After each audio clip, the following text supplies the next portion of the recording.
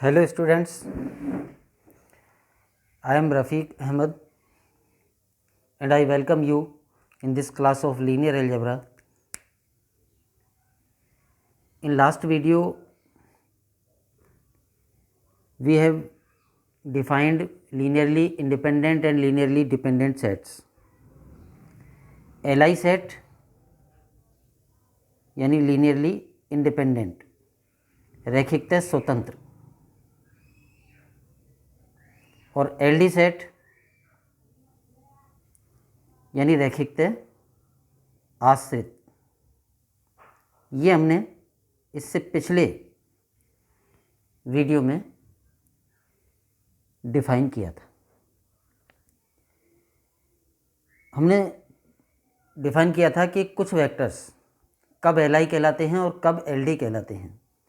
जैसे alpha 1 alpha 2 up to alpha n किसी vector space V over F के vectors हैं,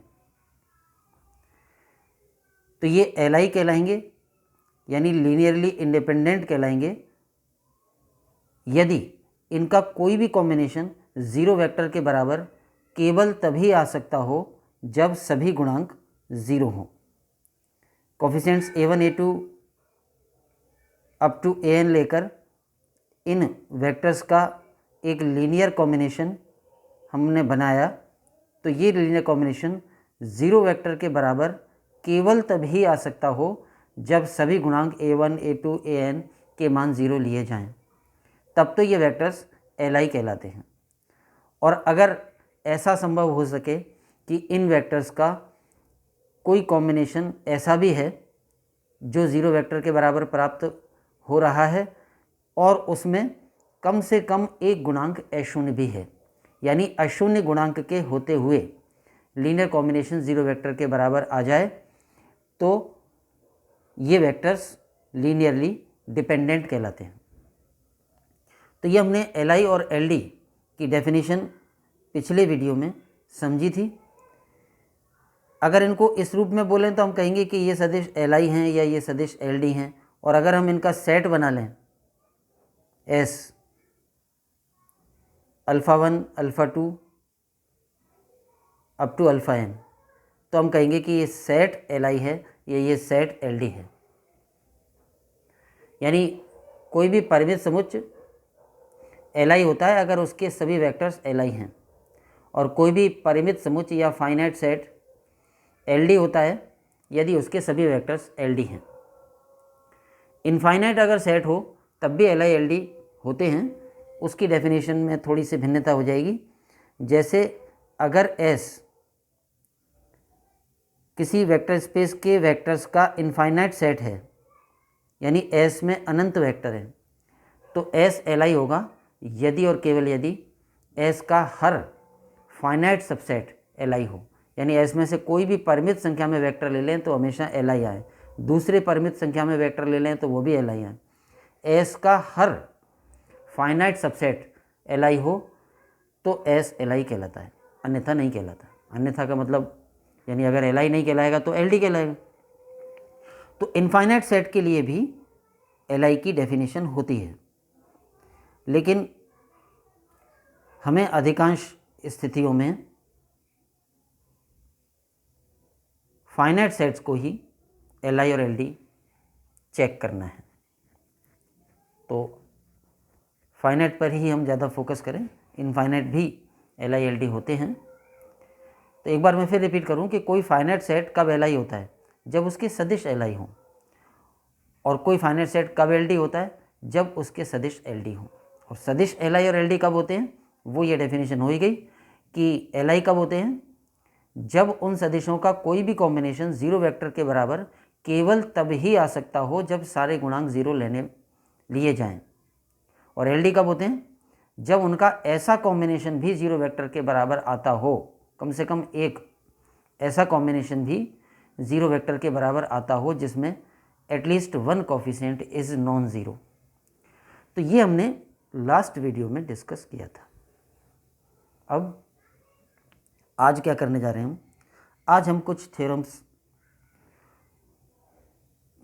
प्रूव करने जा रहे हैं जो Li और LD से रिलेटेड हैं। पहली थ्योरम हम जो लेंगे वो ये है कि अगर कोई सेट ऐसा है जिसमें कितने भी वेक्टर होंगे लेकिन ज़ीरो वेक्टर भी है, एक ज़ीरो वेक्टर है और बाकी कोई भी वेक्टर होंगे कितने भी होंगे, यानी नॉन ज़ीरो वेक्टर कितने भी होंगे और ज़ीरो वेक्टर उसमें शामिल है, तो ऐसा सेट ऑलवेज एलडी होता है। ये पहली थ्योरम है जो हम आज डिस्कस करने जा रहे हैं। प्रूफ बहुत सिंपल है, यहाँ पर मैं प्रूफ भी एक लाइन में बता देता हूँ, फिर हम सिस्टमेटिक लिख लेंगे। ये वेक्टर्स किसी वेक्टर स्पेस के वेक्टर्स हैं जिनमें एक ज़ीरो वेक्टर है, बाकी अन्य नॉन ज़ीरो वेक्टर्स हैं। हमें प्रूव करना है कि ये एलडी होंगे, यानी एस एलडी होगा। तो क्या प्रूव करना होता है एलडी होने के लिए? बहुत सिंपल सा प्रूफ ये करना होता है कि इन वेक्टर्स का हम कोई भी ऐसा लीनियर कॉम्बिनेशन बता दें जो ज़ीरो वेक्टर के बराबर है और उस लीनियर कॉम्बिनेशन में at least one coefficient non zero है। तो हम बहुत आसानी से ऐसा लीनियर कॉम्बिनेशन इन वेक्टर्स का बना के बता सकते हैं। जैसे फर्स्ट वेक्टर का कोफिशिएंट तो 1 ले लें और बाकी सारे वेक्टर्स का कोफिशिएंट 0 ले लें। 0 into alpha 1, 0 into alpha 2 up to 0 into alpha n। तो ये ज़ीरो वेक्टर प्राप्त हो जाएगा। क्यों हो जाएगा? हम जानते हैं कि any scaler dot zero vector बराबर ज़ीरो वेक्टर ही होता है और zero scaler dot any vector बराबर भी ज़ीरो वेक्टर होता है। यानी स्केलर और वेक्टर के प्रोडक्ट में स्केलर और वेक्टर में से कोई भी ज़ीरो हो तो प्रोडक्ट ज़ीरो वेक्टर आता है। तो 1 डॉट ज़ीरो वेक्टर ये ज़ीरो वेक्टर आएगा क्योंकि इसमें वेक्टर ज़ीरो है। 0 डॉट अल्फ़ा 1 ये भी ज़ीरो वेक्टर आएगा क्योंकि इसमें स्केलर ज़ीरो है। सिमिलरली ये भी ज़ीरो वेक्टर आएगा, ये भी ज़ीरो वेक्टर आएगा और सारे ज़ीरो वेक्टर्स को ऐड कर दें तो ज़ीरो वेक्टर ही आ जाएगा। तो ये हमने एस के वेक्टर्स का एक कॉम्बिनेशन बना लिया और ये कॉम्बिनेशन ज़ीरो वेक्टर के बराबर भी प्राप्त हो गया। और हम देख रहे हैं कि इस कॉम्बिनेशन में एक गुणांक तो कम से कम A0 है ही, एग्जैक्टली एक ही A0 है। तो A0 गुणांक के होते हुए भी एस के सदिशों का ये कॉम्बिनेशन जीरो वेक्टर के बराबर आ गया। इससे प्रूव हो गया कि एस एलडी है। तो ये फर्स्ट थ्योरम हो गई और उसका प्रूफ भी हो गया। सेकंड थ्योरम हम ये लेंगे कि अगर कोई सिंगलेटन सेट है, सिंगलेटन सेट या एकल समुच्चय, हम उस समुच्चय को कहते हैं जिसमें केवल एक ही अवयव हो। एक ही अवयव वाले समुच्चय को कहते हैं एकल समुच्चय। तो अगर A0 सदिश वाला सिंगलेटन सेट है, नॉन ज़ीरो वेक्टर वाला सिंगलेटन सेट है, यानी कि एस में केवल एक ही वेक्टर है और वो वेक्टर भी नॉन ज़ीरो वेक्टर है, यानी शून्य सदिश नहीं है, A0 सदिश। तो केवल एक A0 सदिश वाला समुच्चय एस ऑलवेज एल होता है। इसका भी प्रूफ बहुत सिंपल है। अगर हमें ये एल प्रूव करना है तो क्या प्रूव करना है? एक ही वेक्टर है तो हमें ये प्रूव करना है कि इस वेक्टर का कॉम्बिनेशन, अकेले एक वेक्टर का कॉम्बिनेशन ये होगा, एक स्केलर इनटू ये वेक्टर, और ये ज़ीरो वेक्टर के बराबर केवल तभी आ सकता है जबकि सभी गुणांक शून्य लिए जाएं और सभी गुणांक में एक ही गुणांक है तो वो गुणांक शून्य लिया जाए। ये बहुत सिंपल है। अगर ए डॉट अल्फ़ा बराबर हम ज़ीरो वेक्टर चाहते हैं तो ये तभी संभव होगा जब ए ज़ीरो हो, क्योंकि अल्फ़ा तो ज़ीरो वेक्टर के बराबर है नहीं। ये हमने एक थ्योरम प्रूव की थी वेक्टर स्पेस की इनिशियल थ्योरम्स में कि तो वेक्टर स्पेस की जो हमने फर्स्ट थ्योरम प्रूव की थी उसमें कई पार्ट्स थे। उनमें एक पार्ट ये था कि एक स्केलर और एक वेक्टर का डॉट ज़ीरो वेक्टर के बराबर केवल तभी आता है जब या तो स्केलर ज़ीरो हो या फिर वेक्टर ज़ीरो हो। उस थ्योरम से हम ये कह सकते हैं कि ए डॉट अल्फ़ा बराबर ज़ीरो वेक्टर कब आएगा? जब ए ही ज़ीरो होगा, क्योंकि अल्फ़ा तो ज़ीरो वेक्टर के बराबर है नहीं। तो ये एस के सदिश का कॉम्बिनेशन जीरो वेक्टर के बराबर केवल तभी आएगा जब सभी गुणांक जीरो हो, मतलब एक गुणांक है तो वही ज़ीरो हो। तो इससे सिद्ध हो गया कि एस एल आई है। तो ये दो थ्योरम्स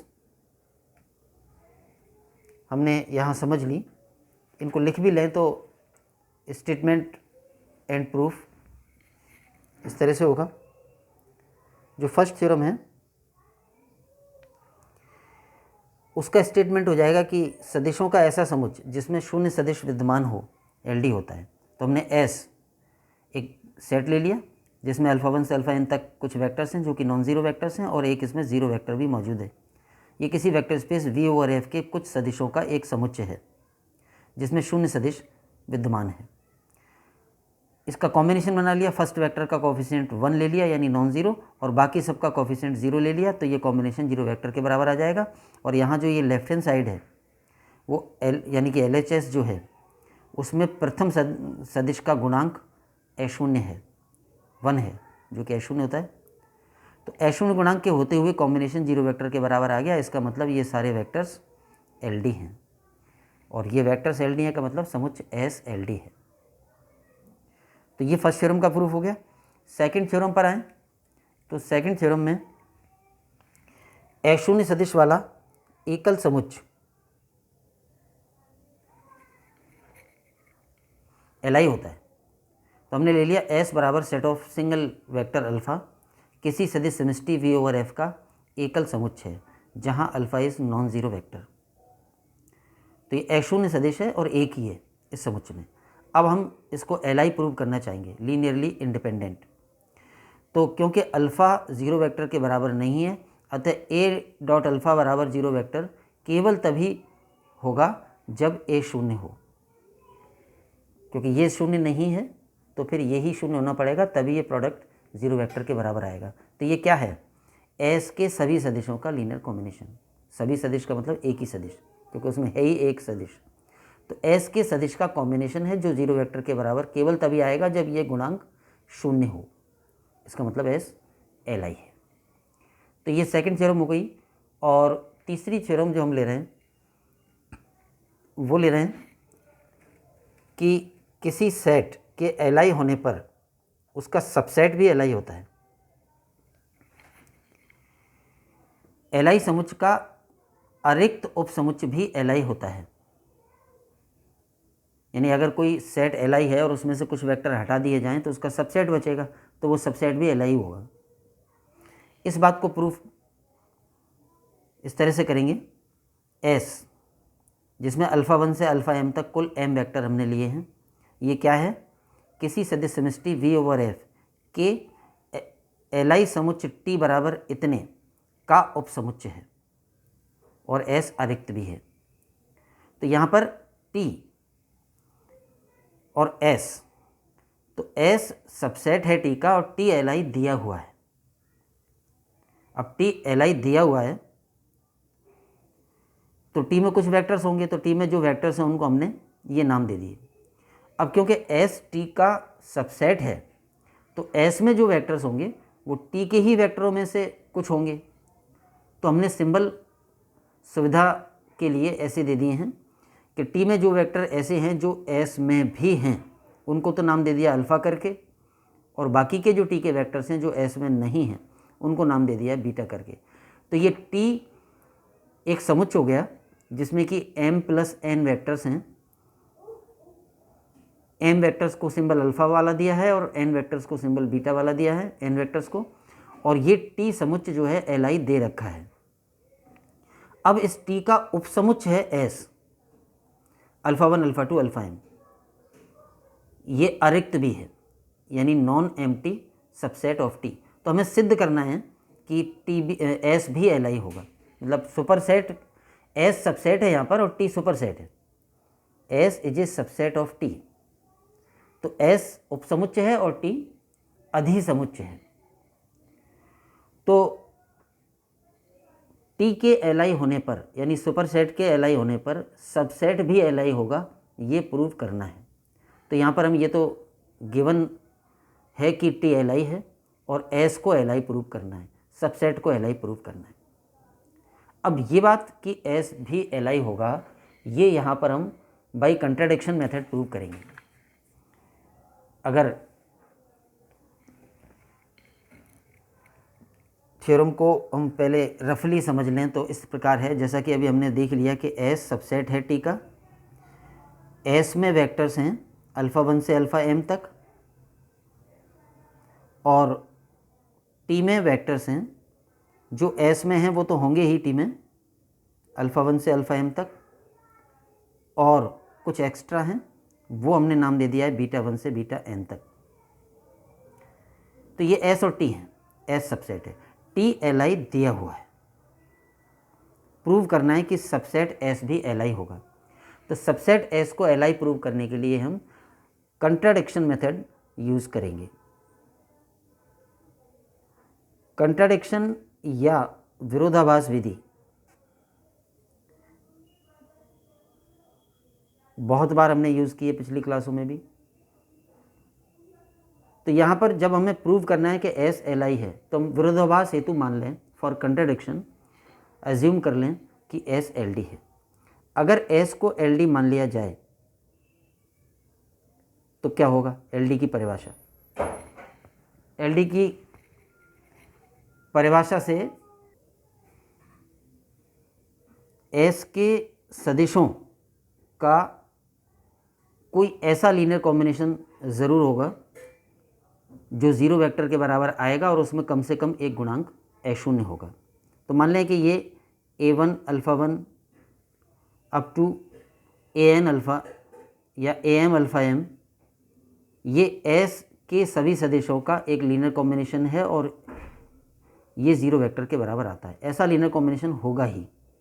और ये जो कोफिशिएंट्स हैं A1 टू AM, इनमें कोई ना कोई कोफिशिएंट A0 होगा। मतलब ऐसे गुणांक हमेशा एल डी की परिभाषा है।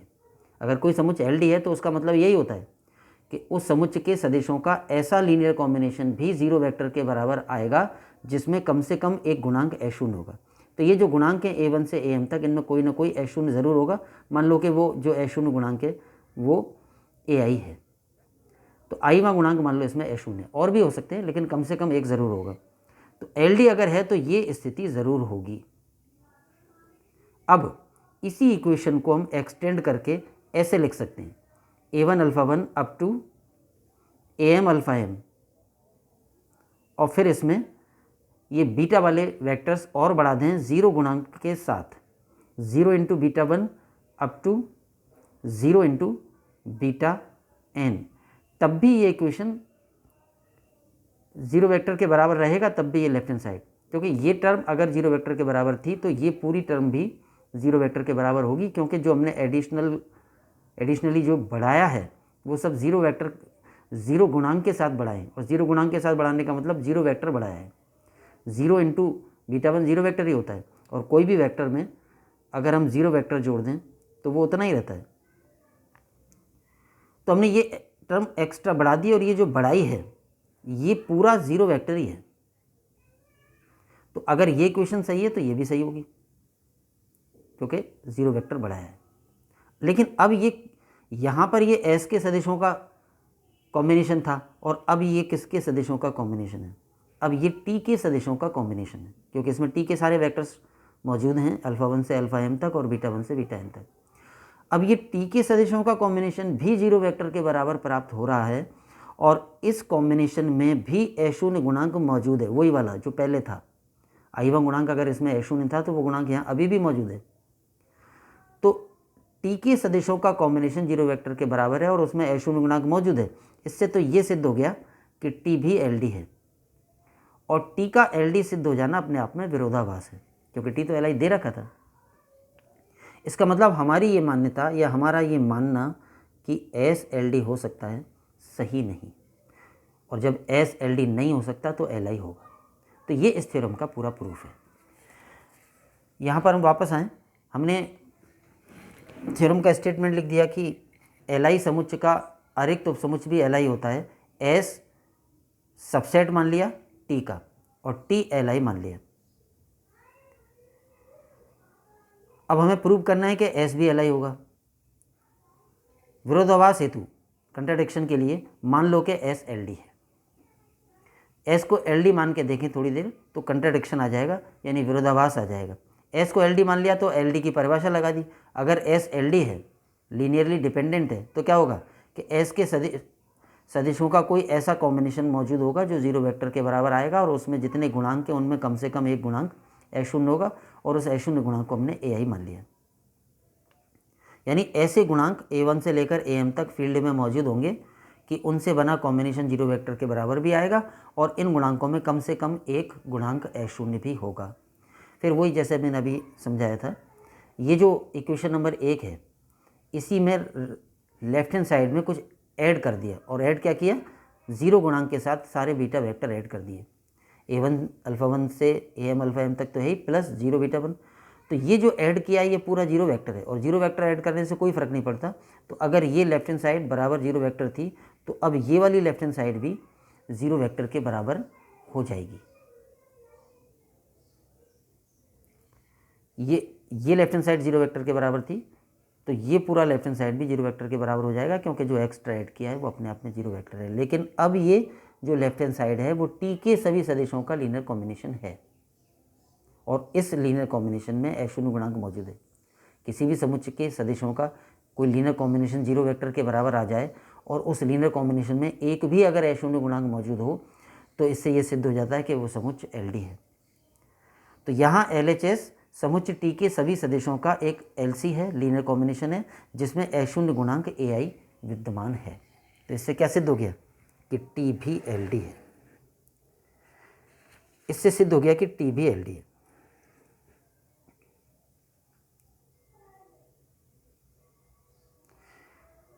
और टी का LD सिद्ध हो जाना अपने आप में विरोधाभास है, कॉन्ट्राडिक्शन है, क्योंकि टी तो LD दे रखा था।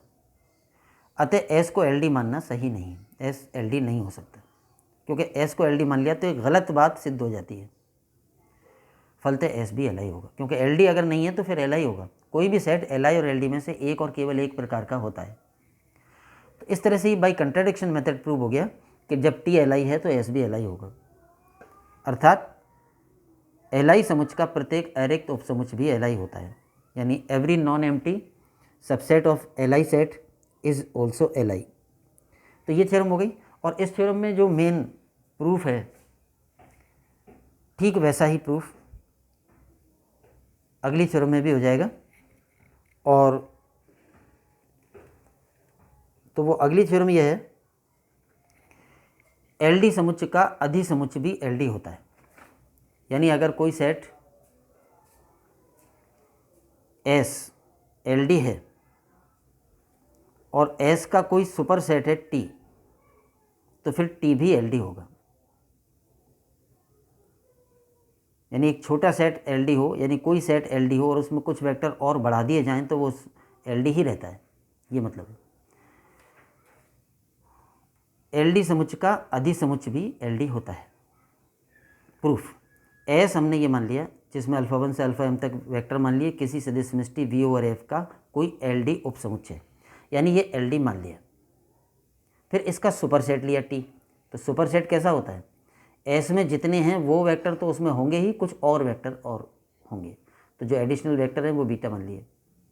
तो S सबसेट है और T सुपर सेट है, S LD दे रखा है और सुपर सेट T को LD प्रूव करना है, सिद्ध करना है कि T भी LD होगा। अब क्योंकि S LD है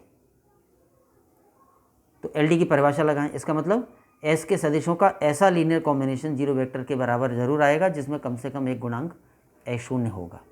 तो उस बात को लिखा है, S LD है तो ऐसे गुणांक a1 से am तक फील्ड में विद्यमान होंगे जिनमें कम से कम एक a0 भी होगा, और वो a0 गुणांक को नाम दे दिया हमने AI, और इनसे बना कॉम्बिनेशन S के सदिशों का जीरो वेक्टर के बराबर आएगा क्योंकि S LD है। तो ये हमने LD की परिभाषा लगा दी S पर। अब वही पिछले थ्योरम की तरह इसमें लेफ्ट हैंड साइड में हमने बीटा वाले वेक्टर भी ऐड कर दिए हैं जीरो गुणांक के साथ। जीरो गुणांक के साथ ऐड करने से कोई फ़र्क नहीं पड़ता क्योंकि ये अपने आप में जीरो वेक्टर है। तो यहाँ ये अगर इक्वेशन सत्य थी तो ये भी सत्य होगी। इसमें हमने बीटा वाले वेक्टर बढ़ा दिए हैं जीरो गुणांक के साथ। लेकिन अब ये जो लेफ्ट हैंड साइड है वो क्या है, अब ये T के सदिशों का संचय हो गया। यहाँ LHS समुच्चय T के सभी सदिशों का लीनियर कॉम्बिनेशन है, और इस LHS में वो a0 गुणांक अभी भी मौजूद है जो पहले था। इस कॉम्बिनेशन में जो a0 गुणांक था वो इस कॉम्बिनेशन में भी मौजूद है। तो क्या प्रूव हो गया इससे, इस इक्वेशन से क्या प्रूव हो गया कि ये T के सदिश जो समुच्चय T है उसके सभी सदिशों का ऐसा लीनियर कॉम्बिनेशन है जिसमें a0 गुणांक मौजूद है, और एशून्य गुणांक के होते हुए भी अगर लीनियर कॉम्बिनेशन 0 वेक्टर के बराबर आ रहा है तो इससे प्रूव हो गया कि समुच्चय टी भी एल डी होगा। तो एस एल आई था तो टी भी एस एल डी था तो टी भी एल डी प्रूव हो गया, यानी एल डी समुच्चय का हर सुपरसेट भी एल डी होता है। तो ये थ्योरम और पिछली थ्योरम, उसमें मेन जो पार्ट है वो एक ही जैसा है। पिछली थ्योरम में इसको कंट्राडिक्शन के तौर पे ले लिया है और इसमें डायरेक्ट। तो ये जो दो थ्योरम प्रूव हुई हैं उनको एक बार हम याद रखने के लिए दोबारा लिखें तो इनका मतलब क्या है। अगर एस टी का सबसेट है और एस अरिक्त है और ये दोनों क्या हैं, किसी वेक्टर स्पेस के subsets, S is a subset of vector space V over F and T is also a subset of vector space V over F. और एस और टी में से आपस में क्या रिलेशन है, एस सबसेट है टी सुपरसेट है। तो अपने थ्योरम के जो स्टेटमेंट को मैं दोबारा लिख रहा हूँ, तो क्या प्रूव किया हमने कि छोटा सेट अगर एल डी है तो बड़ा वाला भी एल डी होगा, यानी सबसेट के एल डी होने पर सुपरसेट एल डी होता है और सुपरसेट के एल आई होने पर सबसेट एल आई होता है। बस ये दो ही केसेस में डिसीजन है, बाकी के जो दो केसेस हैं उनमें कोई निष्कर्ष नहीं निकलेगा। जैसे कि छोटे सेट के एल डी होने पर तो बड़ा एल डी हो जाता है, लेकिन छोटे सेट के एल आई होने पर बड़ा set L I L D कुछ भी हो सकता है। If S is L I then T may or may not be L I, that is T may be L I or L D. Similarly superset T के L I होने पर subset L I होता है, लेकिन superset के L D होने पर subset के बारे में कुछ भी नहीं कहा जा सकता। If superset T is L D then subset S may or may not be L D. तो ये वही दो थ्योरम्स हैं और दोनों थ्योरम भी अगर देखें तो मेन प्रूफ एक ही जैसा है। एक में हमने उसको कंट्राडिक्शन के तौर पे ले लिया और दूसरे में डायरेक्ट हो गया। तो ये सबसेट और सुपरसेट के L I or L D होने के बारे में पता लगा। हम ऐसे भी इस बात को समझ सकते हैं कि जैसे अगर कोई सेट एल डी है तो उसमें कुछ वेक्टर और बढ़ा दिए तो वो एल डी ही रहेगा, और अगर कोई सेट एल आई है और उसमें से कुछ वेक्टर हटा दिए तो वो एल आई ही रहेगा। दैट्स ऑल, आज के लिए इतना ही। Thanks to all. जय हिंद।